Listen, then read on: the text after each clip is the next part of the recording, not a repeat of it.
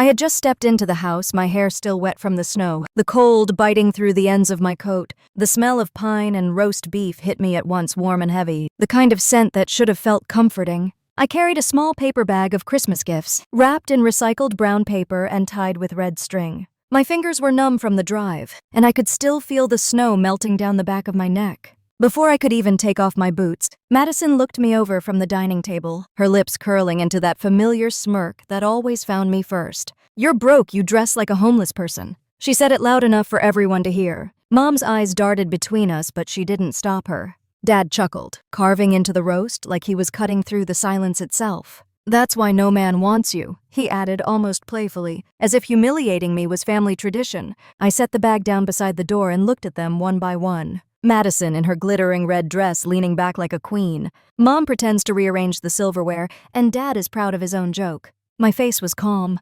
I smiled. "You're right." My voice was soft but steady. Forks clinked. Madison laughed that shrill laugh of hers. Then before I could even sit down, my phone rang. The sound echoed sharp and clean through the room. I pulled it from my pocket, glanced at the screen, and pressed the speaker. "This is your financial advisor. The $2.7 million transfer is complete." My hand didn't shake. I just nodded, said thank you, and hung up. The silence that followed was heavy enough to touch. Madison's smirk faltered. Dad's knife stopped midair. Mom's mouth opened, but no sound came out. I picked up my bag again and walked toward the table. The roast smelled burnt now. Madison cleared her throat, pretending to laugh again. $2.7 million, what exactly?" Her voice cracked at the end. I didn't answer. I placed the peppermint pie I'd brought in the middle of the table, the same one Grandma May used to bake every Christmas. The red stripes swirled in perfect circles, neat and calm. I sat down slowly, brushing the melting snow from my sleeve. Dad coughed, asked about the drive, tried to sound casual. "Long," I said. "Roads are icy." No one else spoke. For a moment, all I could hear was the ticking of the old wall clock, the same one that used to chime when Grandma was still alive. It was strange how something so familiar could suddenly feel foreign, like stepping back into a house that used to be yours but no longer fits your skin. Madison poured herself more wine. "So, Brooklyn, you're still doing that consulting thing or whatever." Her tone was the same as always, sweet and sharp like the blade hidden in frosting. I stirred my coffee slowly. "Something like that," I said. She leaned forward, eyes narrowing, trying to find the weakness. "Still living in that little apartment, huh?" I smiled again. "For now." Mom sighed, her fork scraping the plate. "You know, sweetheart, you really should think about settling down. Maybe if you tried a bit harder with your appearance." I looked at her and saw the same woman who used to iron ribbons into my hair before school, terrified of what the neighbors would say if I showed up with a wrinkle. Some habits never die. I took a sip of coffee. "I'm happy, Mom." "That should count for something." Dad chuckled again. "Happiness doesn't pay the bills." Madison laughed, too loud and brittle. I let them have it, let them fill the air with their noise until it looped back into awkward silence. Outside the window, snow was falling harder. The lights from the yard reflected off the frost, shimmering like a curtain between me and the rest of the world. For a second, I thought about leaving. I could have. But then I remembered Grandma May sitting in that same chair years ago, her hands folded around a cup of tea, whispering to me that silence could be louder than any argument. So I stayed. I picked up my fork and cut into the roast, though I couldn't taste anything. Madison's husband wasn't there this year, another quiet detail no one wanted to mention. The picture-perfect family she showed online didn't exist at this table. Her hands were restless, tapping against her glass. I almost felt sorry for her, almost. The memory of the past 2 months flickered through my mind like headlights through fog. The long nights drafting the sale agreement, the lawyer's quiet nod when the final wire came through, the relief that didn't feel like victory, but like exhaling after years of holding my breath. No one in this room knew. No one needed to. Madison finally broke the silence again. "So what was that phone call really about?" Her words slurred a little now. I looked at her. "Work," I said. She laughed too hard. "It must be nice having work that pays millions." Dad frowned like the math didn't add up in his head. I stood up and reached for my coat still damp near the collar. Mom blinked, confused. "Are you leaving already?" I smiled. "Just taking a walk." The house felt smaller than I remembered, the walls closer, the air thick with old expectations. I stepped outside, letting the cold air hit my face. The night was quiet except for the crunch of snow under my boots. The sky was heavy, full of snowflakes waiting to fall. I could still see their faces through the window, pale against the warm light, frozen between curiosity and disbelief. For once, I didn't feel angry. I didn't feel the need to prove or explain. I just felt done. Standing on the porch, I looked at the pie through the window, sitting untouched. Grandma May would have laughed at all of this. She used to say that Christmas brought out the truth in people, the way cold weather brings out your breath. You can't hide it. I walked to the end of the driveway, the snow soft beneath my shoes. My car sat under a thin blanket of white, the engine ticking faintly from the long drive. I leaned against the door, watching the flakes land on my gloves and melt. Somewhere inside, someone finally started talking again, but their voices didn't reach me. The phone buzzed once more. A text from my financial advisor confirming the deposit. 2.7 million secured. I smiled. The number didn't make me proud. It made me free. Freedom had nothing to do with money. It was the silence that followed the noise, the peace that came when you no longer cared to explain. When I finally went back inside, no one mentioned the call again. Madison kept her eyes on her wine. Dad focused on his roast. Mom forced a smile and asked if I wanted dessert.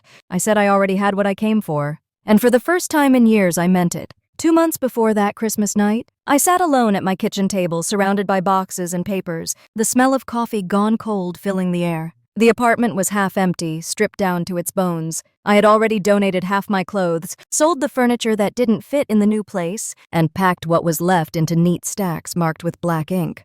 It didn't feel like losing anything. It felt like shedding old skin. The email I had been waiting for blinked across my laptop screen. The subject line simple and quiet. Transfer complete. I stared at the words for a long time, then exhaled so slowly it almost sounded like relief. $2.7 million.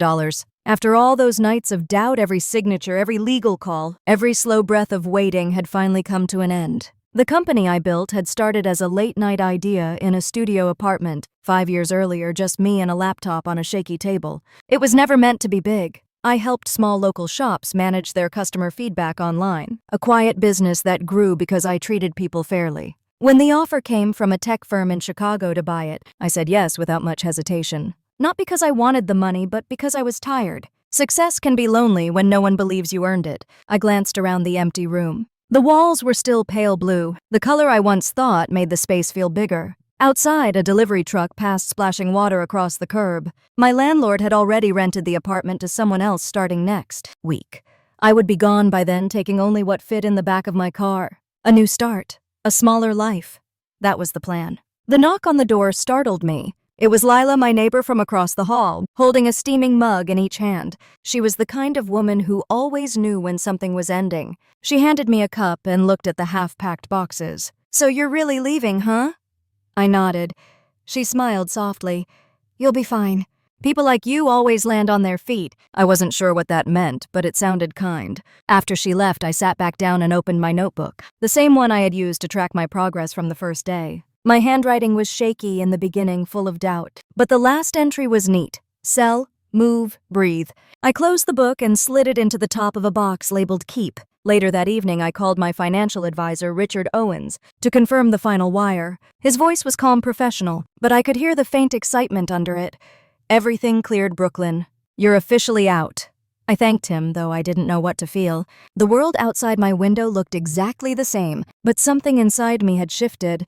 I no longer owed anyone an explanation. The next morning, I drove across town to sign the closing documents. The law office was quiet, the receptionist tapping away at her keyboard while soft jazz played in the background.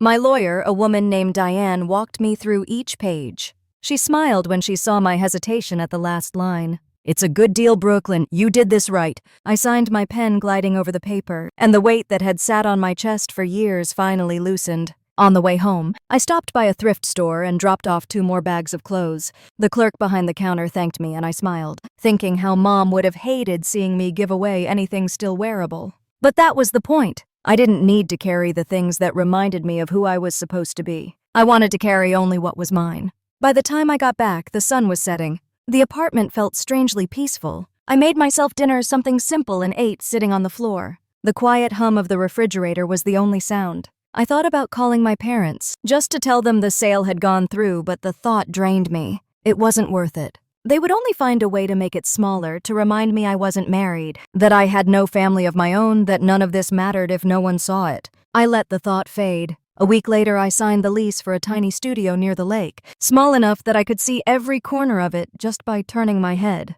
It wasn't fancy, but it was mine. The first night there, I slept on a mattress on the floor, listening to the sound of waves outside. The next morning, I walked to the market for groceries, picked up a peppermint-scented candle, and smiled when I realized how much Grandma May would have loved that smell. She used to tell me that peppermint clears the air, that it keeps your thoughts clean. I kept working quietly during those weeks, taking small freelance contracts here and there, just enough to keep my days full.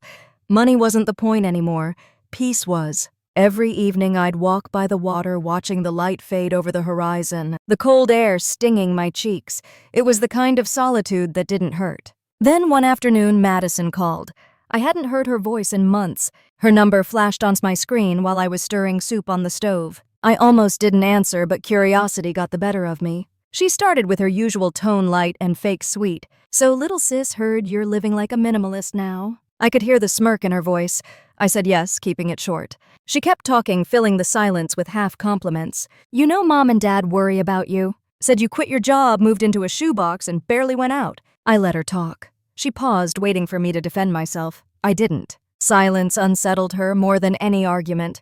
Eventually, she sighed. "Anyway, Christmas is coming. Mom wants everyone home." I said I'd think about it, though I already knew I would go. Not for them. For me. I needed to see if I could face them without letting the old wounds reopen. After the call ended, I stood by the window, watching the reflection of snow beginning to fall outside. The flakes drifted slowly, catching in the light like small promises. I thought about Grandma May again, how she used to hum carols while baking, how her house smelled like cinnamon and forgiveness. I missed that kind of love. That night, I wrote a list in my notebook. Things that mattered, things that didn't. At the top of the first column, I wrote peace. Under that, self-respect, freedom. In the second column, I wrote approval, perfection, their opinions. Then I drew a line through the second column until it disappeared under the pen's weight. By December, the apartment was ready for the move. Boxes sealed furniture, sold just a few bags left. I packed Grandma May's sweater carefully on top, soft and worn at the cuffs. It was the only thing that still smelled faintly of her perfume. When I zipped the bag closed, I felt something settle inside me. Not triumph, not revenge, just stillness. I sent Richard a final message to confirm the account setup. He replied quickly, telling me the funds would be fully accessible by the end of December. He wished me happy holidays, and I could almost hear the sincerity in it. Later, I stood by the window candle flickering beside me, peppermint and wax filling the room. Snow was falling thicker now, the city glowing under white. I whispered softly into the quiet, promising myself that this Christmas would be the last one I ever spent, apologizing for who I was. Outside, a car horn echoed, fading into distance. Inside, the candle flame steadied, small but sure, like the kind of peace that doesn't need to announce itself. The first time I saw Madison's face pop up on my phone that week, I almost didn't recognize her. She had changed her profile picture again, another filtered photo of her in some designer outfit, holding a latte with perfect foam art.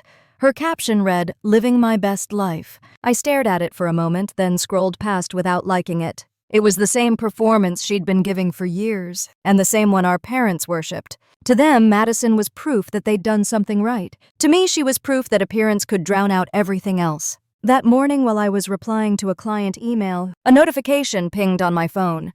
Someone had tagged me in a video. I opened it and froze. It was a clip from Madison's latest live stream. She was sitting in her kitchen, surrounded by marble counters and fake laughter, talking to her followers about family and gratitude. Her tone was sugary, but then she said it. "You know my sister's the quiet type. Bless her heart, she's still trying to figure things out. Some people just aren't meant for success, and that's okay." I felt my stomach tighten. The comments section is filled with laughing emojis and sympathetic replies about how not everyone can have ambition. I watched for another minute before closing the app. The world she built online had no room for truth. Later that day, I drove to a nearby cafe, one of those cozy places with mismatched chairs and the smell of cinnamon baked into the walls. I sat near the window, opened my laptop, and tried to work, but the image of Madison's smirk on screen kept replaying. Outside, people hurried by with scarves pulled tight, their faces pink from the cold. I envied how they all seemed to have somewhere to be.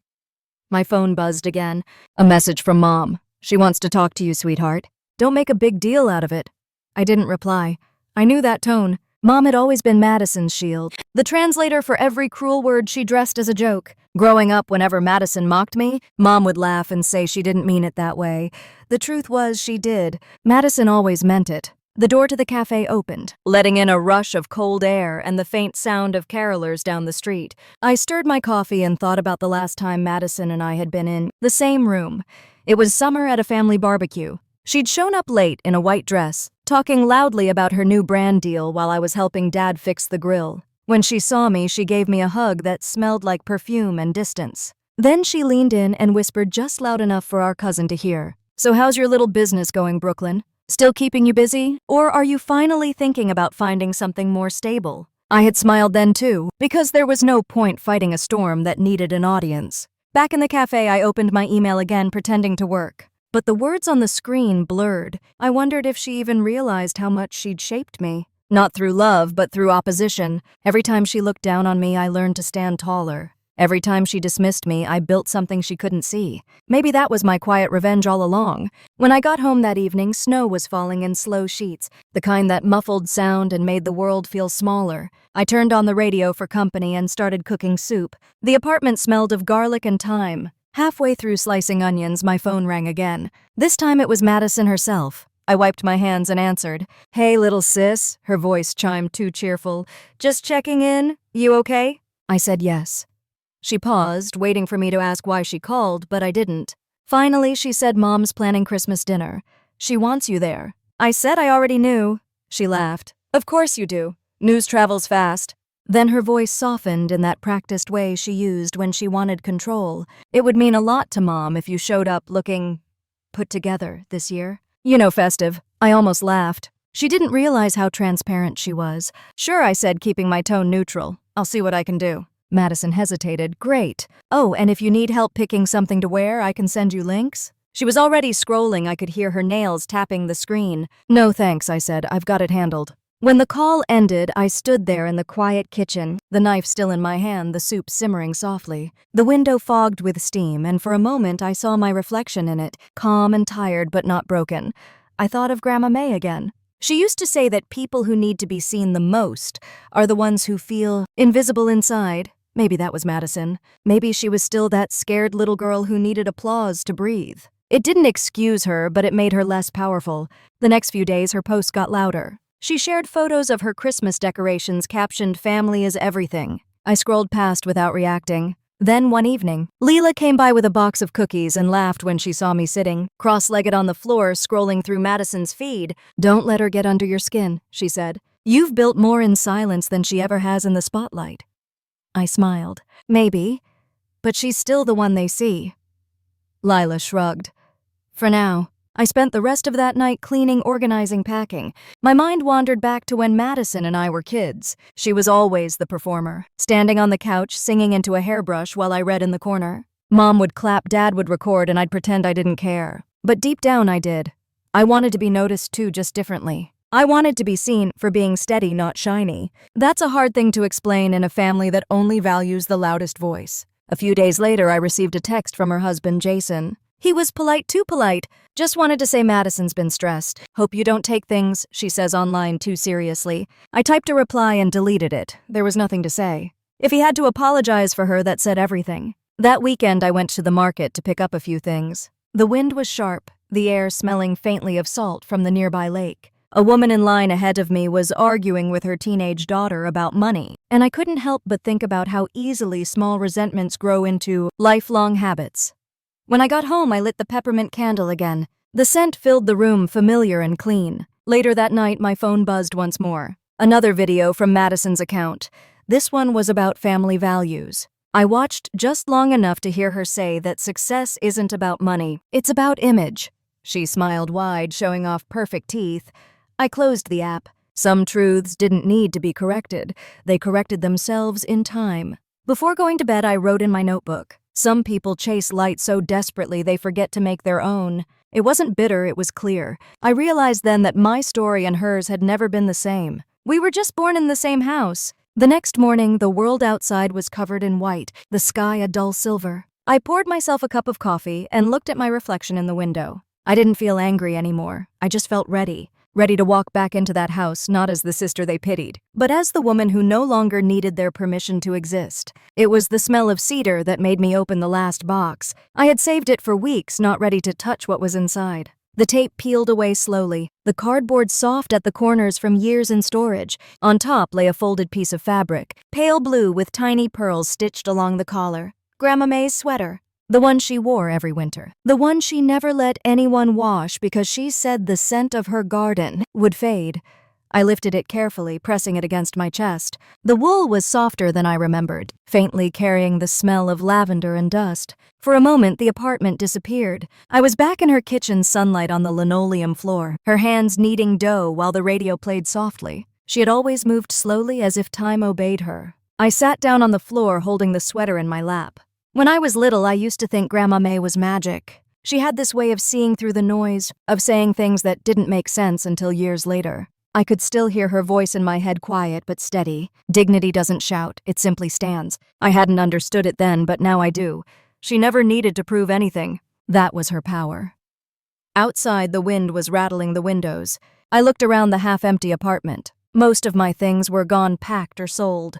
Only the essentials remained. I draped the sweater over the back of a chair, and it seemed to warm the whole room. The peppermint candle flickered on the table beside me, and I smiled, thinking how she would have laughed at me for burning candles in the middle of the day. I made tea the way she taught me, pouring boiling water over a slice of lemon instead of using a bag. The scent filled the air bright and clean. I carried the cup to the window, watching flakes of snow fall across the lake. For a long time, I just stood there, feeling her presence like a heartbeat in the quiet. Later that evening, I found the old photo album tucked inside the same box. The pages were yellowed, the corners curling. There she was in every picture, always the center of gravity. In one, she was standing in her garden with her hands on her hips, laughing at something I had said. In another, she was holding a pie fresh out of the oven, flour dusting her hair. I traced her face with my finger, wishing I could tell her how right she had been about everything. I remembered the last Christmas we spent together. The house was smaller than I remembered now, the tree leaning slightly to one side. Madison had been there too, still a teenager, rolling her eyes at Grandma's old-fashioned decorations. I could see it clearly, Grandma humming while hanging ornaments, Madison snapping photos for her social feed, Mom complaining about the oven temperature, and me sitting at the kitchen table, helping Grandma tie ribbons around her peppermint pies. She had handed me one when we finished warm and sweet and said quietly, "This is what love tastes like." That night, I pulled out my notebook and started to write. Not a list this time, a letter. Dear Grandma May, I wrote you were right about everything. About silence, about peace, about knowing when to stop explaining yourself. I paused, staring at the page. The candle flickered and a small drop of wax spilled onto my hand, startling me back to the present. I wrote again, slower now. I'm not angry anymore. I think that's what you would have wanted. I didn't mean to cry, but the tears came quietly, the way rain starts before you notice it. I let them fall. I didn't wipe them away. They felt clean somehow. When I finished writing, I folded the page and slipped it inside the sweater pocket. A secret between us? The next morning, I decided to take the sweater to the dry cleaners, though part of me didn't want anyone else touching it. The shop owner, a kind older woman named Mrs. Patel, smiled when she saw the fabric. "This is lovely," she said. "Very delicate." I nodded and told her it belonged to my grandmother. She patted my hand and promised to take good care of it. I believed her. On the way back, the streets were slick with ice, and the air smelled faintly of smoke from someone's chimney. I passed by a thrift store and stopped in without meaning to. Rows of coats hung from metal racks, and an old record played faintly in the background. I ran my fingers along the sleeves, thinking about how Grandma used to mend her own clothes instead of buying new ones. She said every stitch told a story. A young woman was at the counter arguing about the price of a coat, her voice rising with frustration. I watched for a moment, then walked over and handed the clerk a $10 bill. "Keep the rest," I said. The girl looked at me surprised and mumbled thank you. It wasn't charity. It was instinct. Grandma would have done the same. When I got home, the apartment felt lighter. The sunlight bounced off the bare walls, soft and forgiving. I brewed another cup of tea, sat by the window, and watched the neighborhood kids build a snowman near the lake. Their laughter echoed through the cold air, sharp and joyful. It reminded me that happiness had never been about having more, just about feeling enough. That night, I called Richard, my advisor, to check in. He answered quickly, his voice steady as always. "Everything's on track, Brooklyn. The funds will be available before the holidays." I thanked him, and he hesitated before speaking again. "You've done something most people never manage. You walked away on your own terms. That's rare." I smiled. Maybe I said. Or maybe I finally listened to the right voice. After we hung up, I looked around at the boxes again. There were fewer than before. I opened one labeled Keep and found Grandma's old recipe book inside. The pages were worn, dotted with stains and scribbled notes in her looping handwriting. I flipped through until I found the page for peppermint pie. My throat tightened as I read the line at the bottom of the page. Share only with love. It wasn't a recipe note, it was a rule. I spent the rest of the evening baking, following her instructions word for word. The smell of butter and sugar filled the apartment, seeping into every corner. When the timer dinged, I pulled the pie from the oven and let it cool on the windowsill. The scent drifted out into the night. For the first time in months, I felt something close to peace. Before bed, I folded the now clean sweater and placed it gently in my suitcase. I rested my hand on top of it and whispered, "I'll wear it home." Somehow it felt like she was there, nodding her quiet approval. I turned off the lights and stood for a moment in the glow of the candles' last flicker. Outside, snow kept falling silent and sure. Inside, everything finally felt still. The morning I left for home, the snow was falling in thick, heavy flakes that clung to the windshield, like they didn't want me to go. I loaded the last of my boxes into the trunk, double-checked the peppermint pie on the passenger seat, and sat there for a moment before turning the key. The car heater groaned to life, sending a low hum through the silence. I could smell the faint trace of lavender from Grandma May's sweater, folded neatly beside me. The roads were slick, the air sharp. I told myself it was just another drive, but deep down I knew it wasn't. Every mile would take me closer to a past I'd spent years trying to outgrow. By the time I reached the highway, the city was fading behind me, its tall buildings swallowed by white. The world looked clean, new, untouched. I passed through stretches of open land, bare trees standing like sentinels in the distance. The radio played softly, some old Christmas song I half remembered from childhood. For a while it was just me, the road, and the steady rhythm of the wipers clearing my view. An hour into the drive, I stopped at a small gas station off Route 41. The sign flickered in the wind, the kind of place that had been there forever. Inside, the smell of coffee and motor oil hung in the air. I grabbed a cup and stood by the window while it filled, watching the snow whip sideways across the parking lot. The clerk, a man with gray hair and kind eyes, smiled and asked if I was heading far. "Just home," I said. He nodded like he understood what that meant. Back on the road, I drove slower. The snow had thickened, turning everything into shades of gray. My phone buzzed on the seat beside me. It was a message from Mom. "Drive safe. Madison is already here." I didn't reply. I could almost hear the tone behind the words, the reminder that I'd be walking into their world again, whether I liked it or not. I pulled into a diner a few miles later to rest and warm up. The place was half empty, a handful of travelers hunched over steaming plates. The waitress poured me coffee without asking, her movements slow and practiced. I wrapped my hands around the cup, letting the heat seep into my skin. On the wall behind the counter hung a faded Christmas wreath, and beneath it, a handwritten sign that said, "Be kind, everyone's fighting something." I smiled at that. Grandma May would have loved it. As I ate, I thought about the conversation with Richard earlier that morning. He'd called to confirm the final wire. "Everything's cleared," he said. "The transfer will show by 6 in the evening your time." "Perfect," I told him. He didn't ask what the money was for, and I didn't offer. Some things were better left unsaid. When I stepped outside, the snow had eased into a fine mist. The sky was pale, the kind of gray that felt endless. I drove the rest of the way in silence, the hum of the tires the only sound. As the miles passed, I caught glimpses of my old life through the car window. The faded billboard near the county line. The red barn where Madison and I used to play hide and seek. The old church steeple rises behind bare trees. Time hadn't erased them, just softened the edges. It was late afternoon when I reached the edge of town. The familiar streets stretched before me, lined with houses strung in lights. The air smelled of pine and chimney smoke. I slowed down as I passed the Carter house. The driveway was already full, cars lined up neatly like ornaments. I didn't stop, not yet. Instead, I kept driving toward the lake. The water was frozen in parts, glimmering under the dull light. I parked by the edge and got out the wind biting through my coat. The quiet was heavy, almost sacred. I walked to the bench where Grandma used to sit, watching the ducks with a thermos of tea in her lap. The snow crunched softly beneath my boots. I sat down, brushing off the layer of frost, and let the silence wrap around me. I could almost see her there beside me, her hands folded, her eyes calm. She used to say that peace wasn't something you found. It was something you chose again and again, even when people made it hard. I whispered to the empty air, "I'm trying." A car horn sounded faintly in the distance, pulling me back. I stood brushing snow from my gloves and walked back to the car. Before getting in, I looked one more time at the lake. The wind moved across the surface, breaking the reflection into ripples. It felt like a sign, a reminder that even stillness has motion. The drive to the house was short. I turned onto the street I'd grown up on, where every mailbox still leaned slightly to the right. The front porch lights were glowing, the same wreath hanging on the door that Mom had used since I was a child. I parked by the curb and turned off the engine. For a moment, I sat there listening to the ticking sound as the car cooled. My hands tightened on the steering wheel.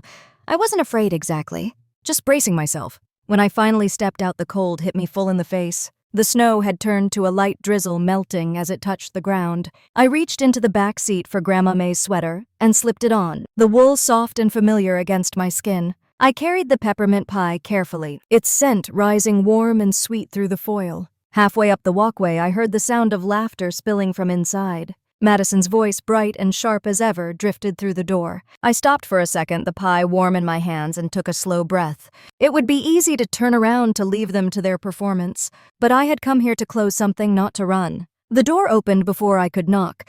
Mom stood there, smiling too wide. Her eyes flicked over my outfit, pausing just long enough to judge. "You made it," she said.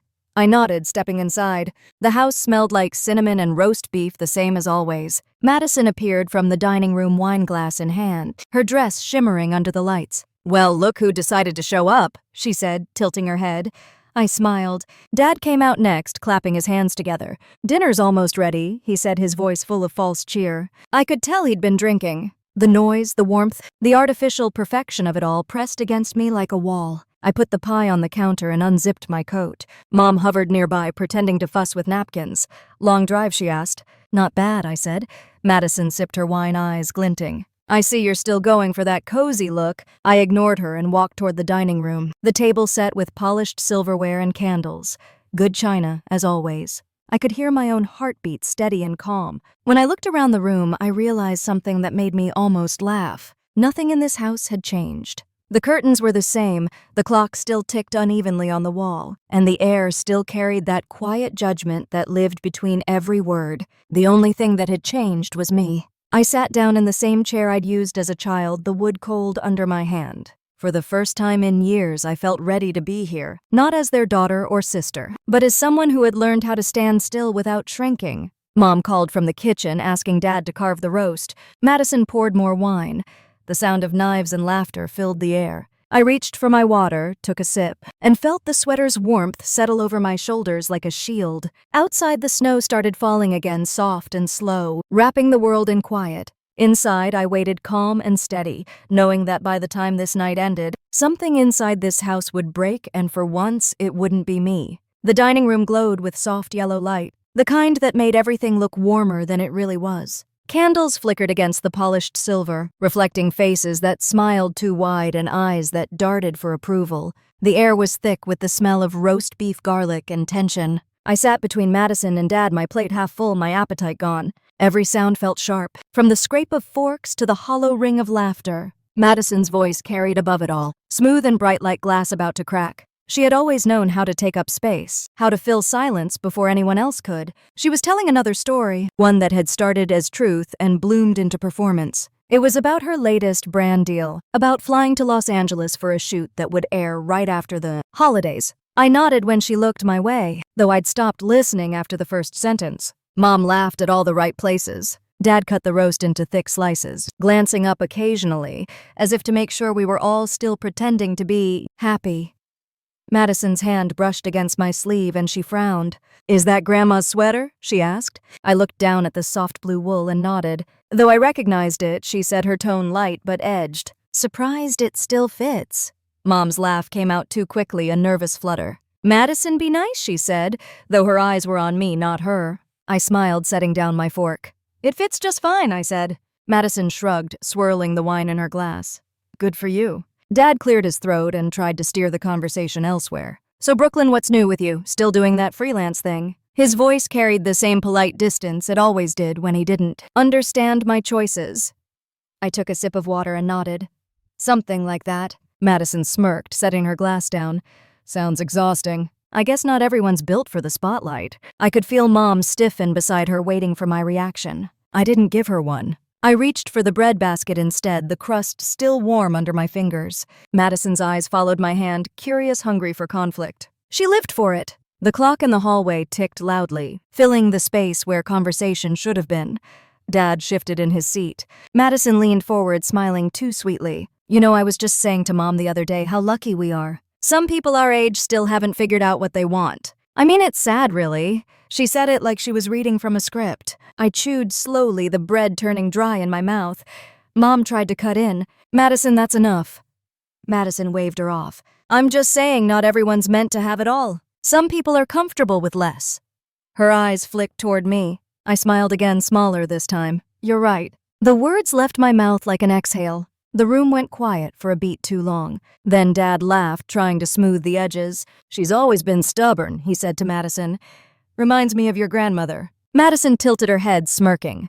Grandma knew when to quit, though. That one landed. I felt it hit somewhere deep, but refused to let it show. Instead, I looked straight at her and said softly, Grandma also knew when to stay silent. Madison blinked, caught off guard, then forced a laugh. Touché, she said, raising her glass in mock salute. Dinner went on like that, with small jabs tucked into polite sentences. Mom pretended not to notice her smile frozen. The tension rolled through the room like a slow current. The wine flowed freely, loosening Madison's voice even more. She leaned back, her elbow resting on the chair beside her. So, Brooklyn, you see anyone these days? I set my fork down. No. She tilted her head. Thought so. You've got to put yourself out there. You can't hide forever in that little apartment. I wiped my mouth with my napkin and met her eyes. I'm not hiding. I'm living. Madison's laugh rang out sharp. Same thing, isn't it? Dad chuckled again, glancing at me for backup. You know your sister's just teasing. I looked at him, then at Madison, then at the pie cooling by the window. The peppermint scent drifted faintly through the room, calm and clean. I thought about Grandma May, about her hands pressing dough into perfect circles, about how she never raised her voice even when the world around her did. I picked up my water again. You're right, I said to Madison. I'm exactly where I want to be. For a second, no one spoke. Even the clock seemed to pause. Then Madison smiled, but it didn't reach her eyes. Good for you, she said quietly.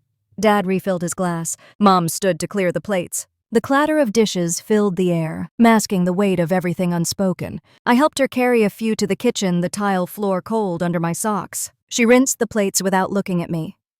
She means well, you know.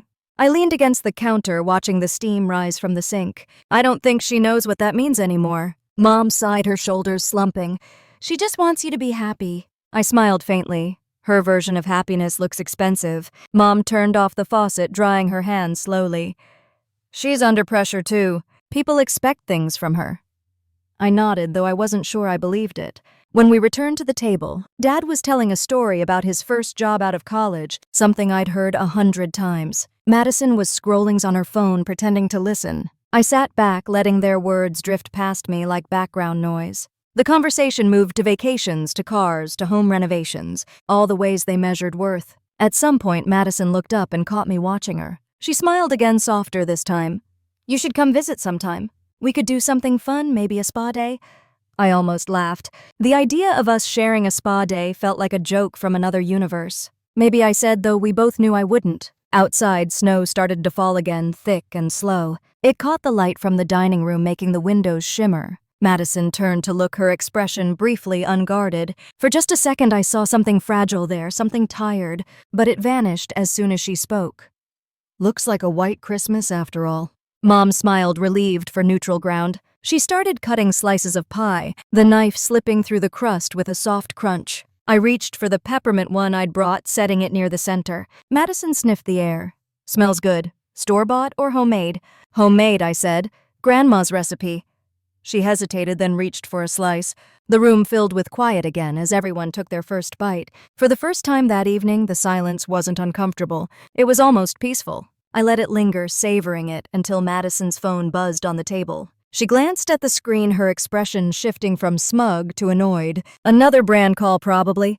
She flipped the phone over and forced a smile. Anyway, it's been a long year. I'm glad we're all together. Her voice trembled just slightly at the end. No one commented on it. I watched her for a moment, then looked at the clock on the wall. The hands inched closer to 6. My phone, resting quietly beside my plate, vibrated once against the wood. The sound was small, but it cut through the room.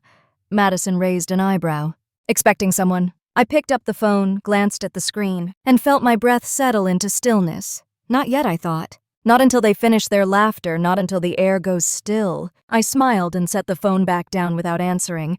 Not yet. The phone buzzed again, a low hum against the wood of the table. Everyone turned at once. The sound cut clean through the chatter, sharper than any word that had been said all night. I felt their eyes on me before I even looked down. Madison leaned forward, her curiosity already blooming into something else. Dad paused mid-bite, knife suspended over the roast. Mom froze with the pie server in her hand. I reached for the phone slowly, my heartbeat steady, my fingers dry against the cool glass.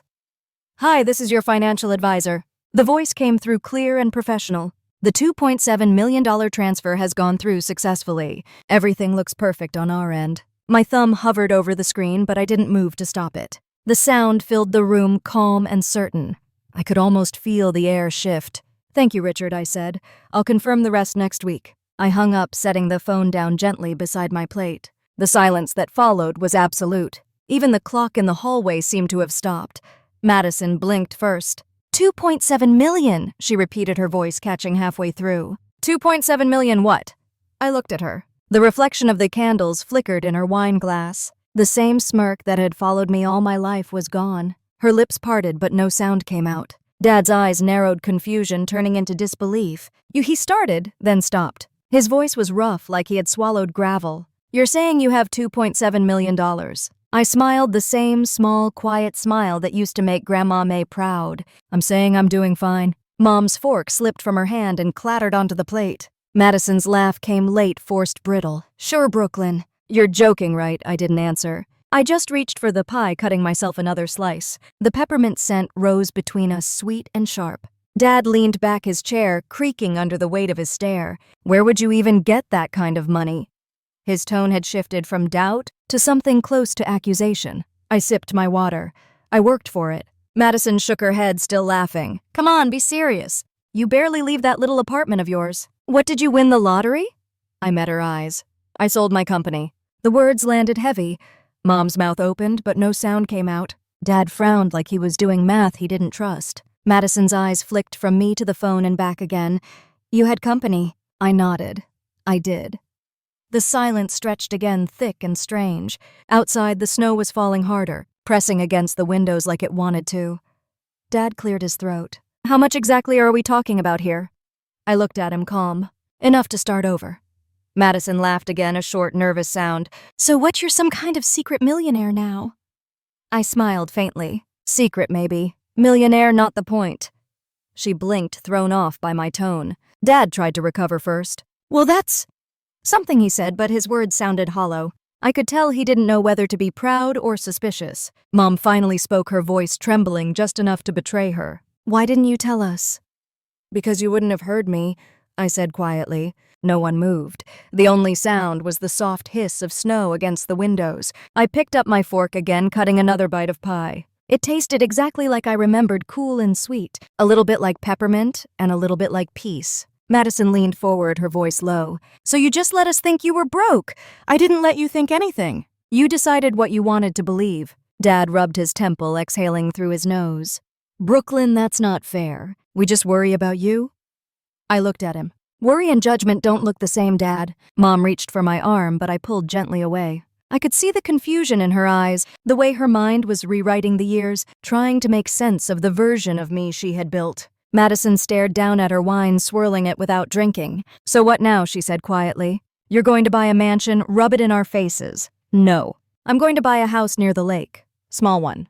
Quiet." She looked up, incredulous. "You're serious?" I nodded. "Completely." For the first time that night, no one had anything to say. I watched them sit there in their own silence, their own discomfort. The power had shifted, but not because of money. It was something else, something older. The clock started ticking again, soft but steady. Madison's eyes darted to Mom, then back to me. I could almost see the question forming behind them, the one she didn't want to ask. "What did you sell? How much did you make? What are you going to do with it?" But she didn't, not yet. Instead, she took a long sip of wine, her hands trembling just slightly. Her nails, painted red and glossy, clicked against the glass. I leaned back in my chair, letting the warmth from the candles touch my face. Grandma May used to say that truth has its own temperature. It can burn or it can thaw. Tonight it was both. Dad finally pushed his plate away. "That's impressive, Brooklyn. Really." His tone was careful, like he was testing the words before letting them out. Mom nodded too quickly, her smile brittle. Yes, we're happy for you, honey. I could tell they were both waiting for something, maybe a confession or an apology, some bridge back to the version of me they were comfortable with. But I didn't offer it. I just smiled, polite and distant. Madison laughed again, though it came out flat. Guess I misjudged you, she said, trying to sound amused.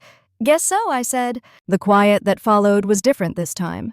Heavier, realer. The kind that made people see each other for who they actually were. Mom stood gathering plates again, her hands shaking just a little. The knife slipped against the dish and clanged. She muttered something about more coffee and disappeared into the kitchen. Dad followed her, leaving Madison and me alone at the table. She stared at me for a long time, her face unreadable. Then she said softly, "You always were good at surprises."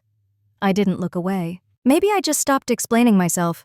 She nodded slowly as if weighing that. The silence stretched between us again, thick as fog. Outside, the snow had stopped falling. The wind had quieted too, leaving only the faint hum of the refrigerator and the ticking of the clock. Mom came back holding a fresh pot of coffee. Her hands were still unsteady. She poured some into my cup, though I hadn't asked. I thanked her. Madison pushed her chair back, suddenly standing. "Well, this has been lovely," she said, her smile sharp and practiced. "I think I'll head out." Mom frowned. "Madison, it's Christmas Eve." Madison grabbed her coat. "I'm tired. I'll call tomorrow." I watched her leave without saying anything. The sound of the door closing echoed longer than it should have. When I looked back at my parents, they were both staring at me, unsure of what to say. Dad opened his mouth, then closed it again. I saved him the trouble. "Don't worry," I said. "I'm not here to prove anything. I'm here to eat pie and keep my peace." I stood, took my plate to the sink, and rinsed it off. The peppermint scent rose again, light and familiar. I dried my hands slowly, feeling the calm settle over me like snow on quiet ground. When I turned around, they were still watching, searching for the daughter they thought they knew. I smiled, not to reassure them, but to remind myself that I was finally free. Outside, the night was clear, the sky stretched wide and cold. Somewhere in the distance, I heard a church bell ring. Midnight was close. I reached for my coat, slipped it on, and stepped outside for a moment. The air was crisp, my breath clouding in front of me. Behind me through the window, I could see the glow of the dining room, still warm, still flickering.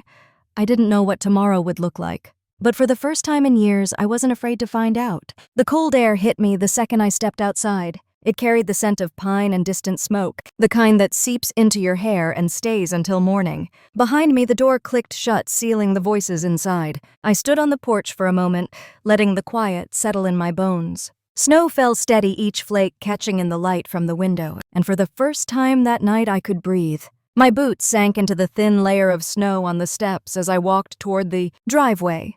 The peppermint pie still sat untouched on the dining table. Through the window, I could see my parents sitting in silence, their faces pale in the soft glow of the chandelier.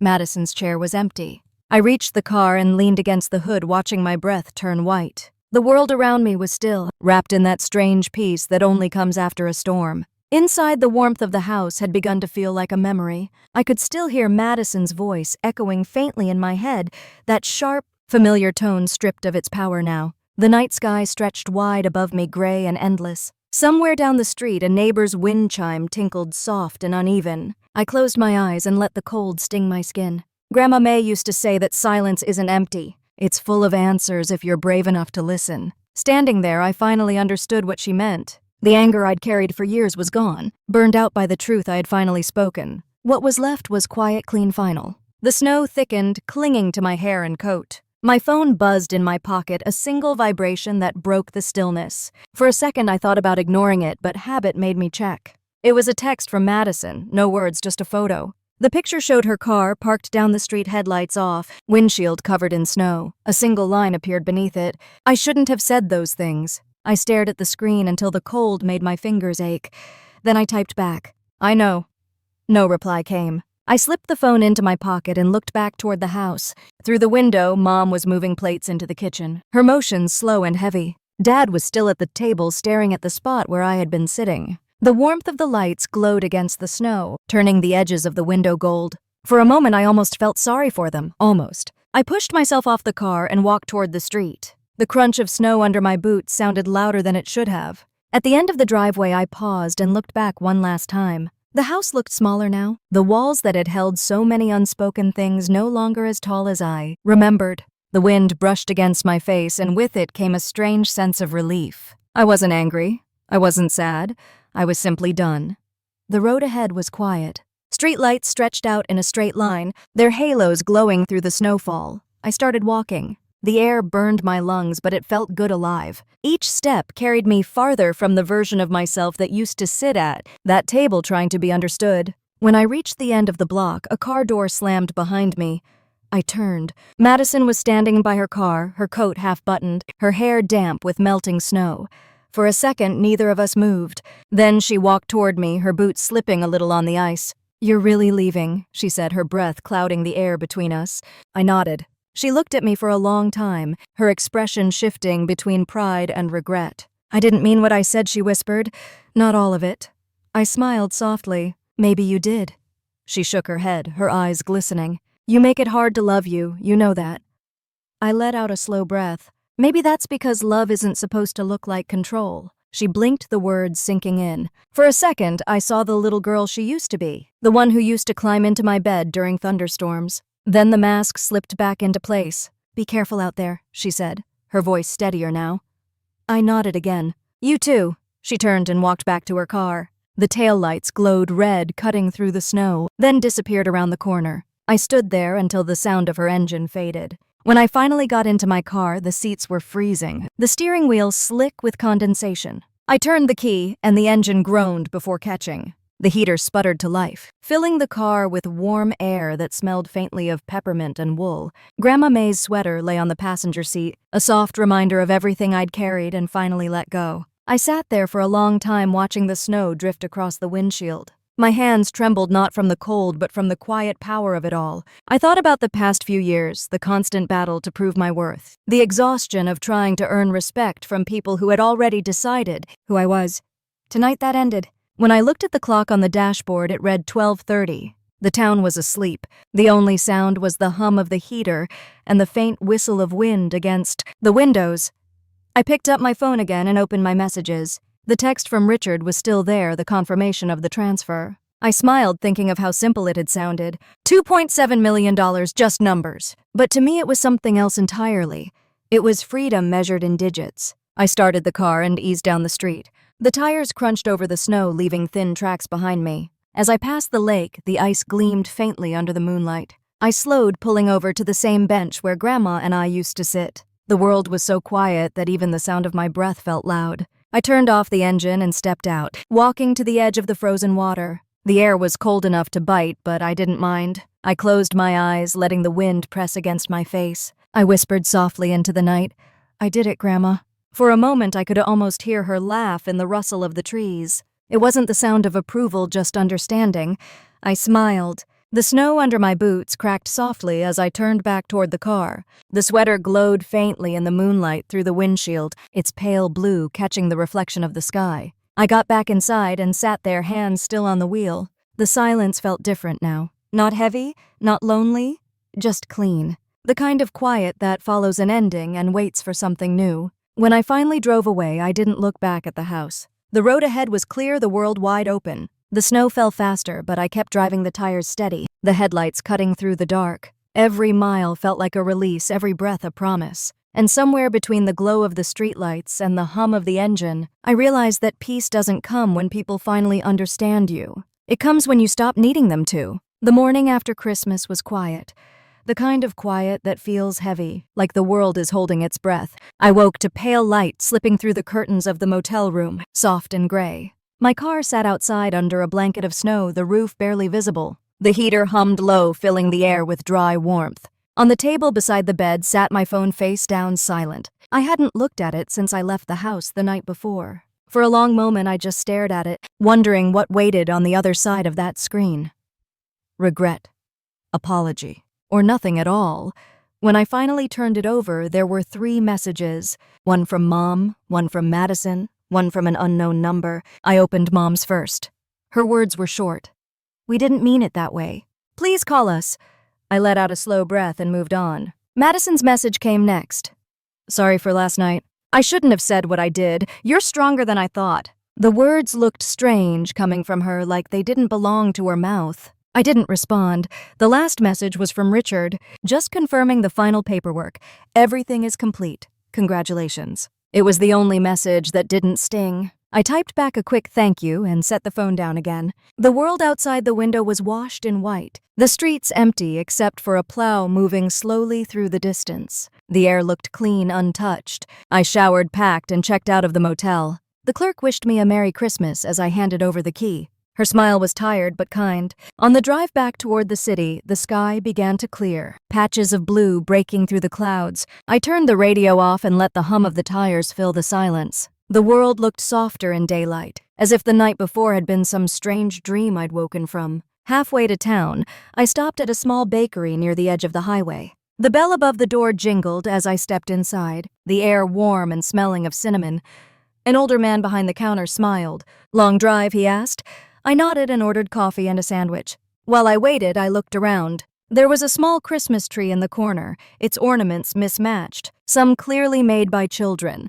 A card taped beside it caught my eye. It read Grandma May's Pantry Fund in looping blue ink. I stepped closer, my chest tightening. There was a jar beneath it, half full of crumpled bills and loose change. I traced the handwriting with my eyes, knowing immediately it wasn't a coincidence. Grandma's friend, Mrs. Jenkins, had mentioned wanting to start something in her name years ago, but never followed through. I asked the man at the counter about it. He smiled, wiping his hands on a towel. "A local woman started that.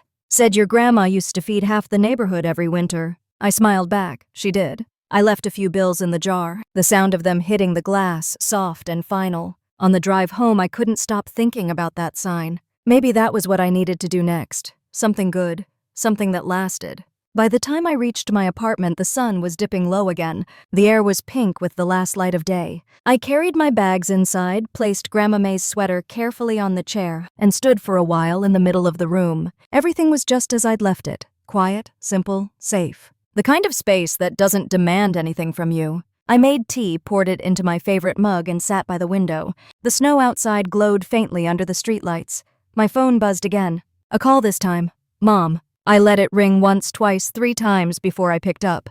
Her voice was small. "Brooklyn." I closed my eyes. "Hi, Mom." She paused. "We didn't mean to hurt you." "I know," I said. "We just—" She stopped again. "Your dad feels terrible." I didn't answer. The silence stretched. I finally said, "I'm not angry, Mom.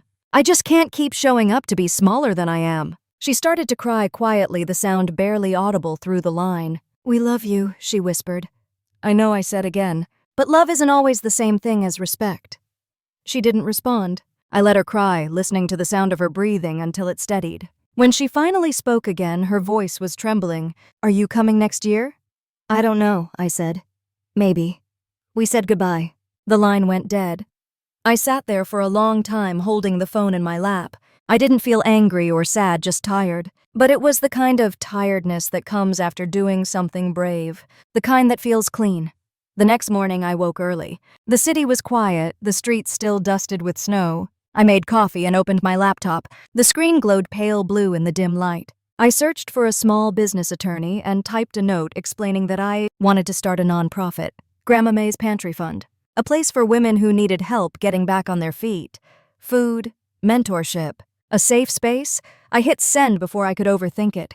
Later, I went for a walk by the lake. The ice had started to melt in thin sheets, the water beneath dark and still. A few kids were throwing snowballs near the pier, their laughter echoing through the cold air. I watched them for a while, smiling. I thought about how Grandma used to bring me here after bad days, handing me hot cocoa and telling me that people only see what their hearts are ready for. Maybe that was true. Maybe my family had only ever seen the version of me they could understand. On my way back, I stopped by the market for groceries. The cashier, a woman around my age, commented on the peppermint candle in my basket. "Smells like Christmas," she said. I smiled. "It does." When I got home, I lit it immediately, letting the scent fill the room. The flame flickered in the reflection of the window, steady and warm. As the day faded into evening, I wrote a letter to Madison. Not an apology. Not an accusation, just words that had been sitting in me for too long. I told her I forgave her not because she deserved it, but because I didn't want to carry her anymore. I told her I hoped she'd find something real beyond the camera,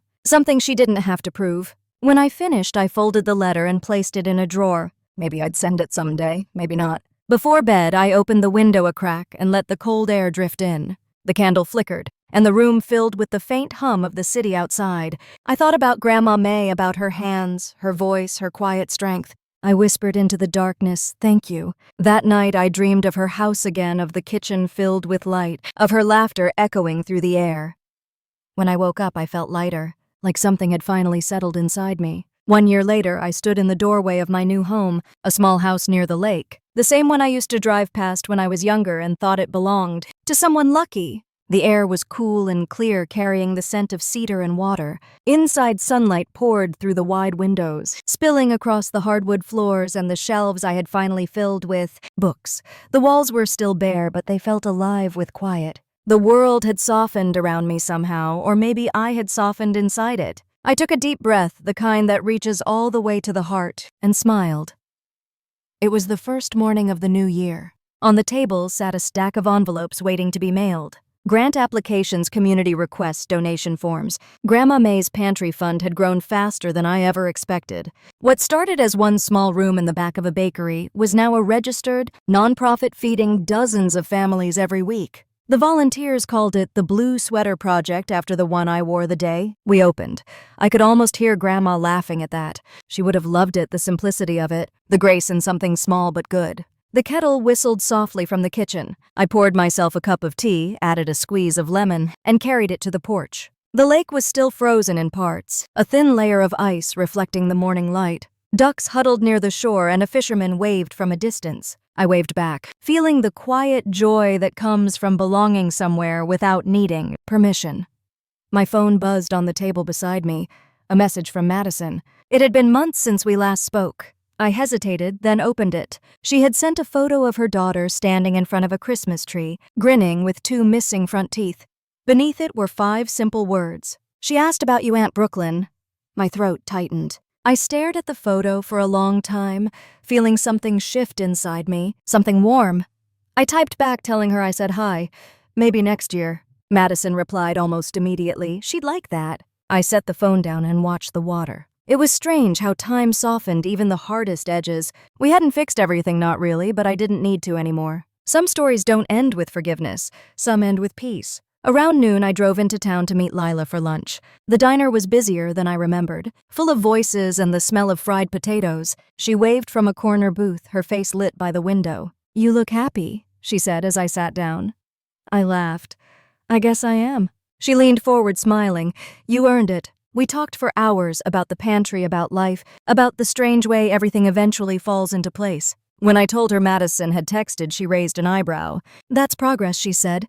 I nodded. "Maybe. Or maybe it's just the start of something better." Later, when I got home, the mail was waiting in a neat pile by the door. Among the bills and flyers was a card with my mother's handwriting. My heart fluttered as I opened it. Inside was a photo of the family at Christmas dinner. The same table, the same room, but something looked different. Mom's smile was softer. Dad's hand rested on her shoulder. And there near the center was the peppermint pie, my peppermint pie. A small note was written underneath. "We tried your recipe. It was perfect. Love, Mom." I sat down slowly, the card trembling in my hand. It wasn't an apology, but it didn't need to be. It was an acknowledgement. A bridge quietly rebuilt. I placed the card on the shelf beside Grandma May's picture. She smiled back at me from the frame, her eyes still full of light. That evening, I walked down to the lake as the sun set. The ice shimmered gold and pink, and the air smelled like smoke from distant chimneys. I stood there, my breath rising in soft clouds, and thought about the girl I used to be. The one who showed up at that dinner a year ago, carrying pie and silence and a heart full of old wounds. She didn't know she'd walk out of that house lighter than she ever had before. She didn't know that letting go would save her. I pulled Grandma May's sweater tighter around me. The wool was frayed at the cuffs now, but I couldn't imagine not wearing it. I whispered into the cold, "Thank you, Grandma, for teaching me that dignity doesn't need to shout." Behind me, the porch light flickered on. Inside, the phone buzzed again. This time, it was a notification from the pantry's page. A new message. A woman named Maria had written, "Thank you for helping my family. I just wanted you to know we're doing better now." I read it twice, the words sinking deep. I walked back inside, poured another cup of tea, and sat at the kitchen table. The candle on the counter flickered, its peppermint scent rising through the air. I thought of all the versions of myself that had led here, each one carrying the other through storms. The girl who stayed quiet, the woman who left the one who came back stronger. They all belonged to me now. Outside, the wind picked up brushing snow from the trees. The sky deepened to navy stars beginning to show. I reached for my notebook, the one that still had the first page from years ago. Sell, move, breathe. Beneath it, I wrote a new line. Keep going. I closed the book and leaned back, letting the warmth from the mug seep into my hands. The world was still flawed, still noisy, still full of people who might never understand. But I did, and that was enough. Before going to bed, I opened the window and let the cold night air fill the room. Somewhere across the lake, a bell rang from a church tower, the sound faint but steady. I whispered softly, almost to myself, "Forgiveness is not for them, it's for me." And if you've ever sat through a dinner that made you feel small, if you've ever been told you were less than what you know yourself to be, I hope you remember this. You don't owe anyone the version of you that makes them comfortable. You can walk away, you can start over. You can choose peace and still call it victory. If my story reminded you of something in your own life, tell me. Leave a comment, share what you overcame, or who you became when no one believed in you. I'd love to hear it. Maybe together, we'll remind a few more people that quiet strength is still strength. Outside, the snow kept falling soft and certain, covering every scar of the day. I turned off the lights and stood by the window for a moment longer, watching the reflection of the candle fade into the night. Then I whispered the same words Grandma May said every Christmas Eve. Love doesn't always look like what we expect. Sometimes it just looks like staying true to yourself.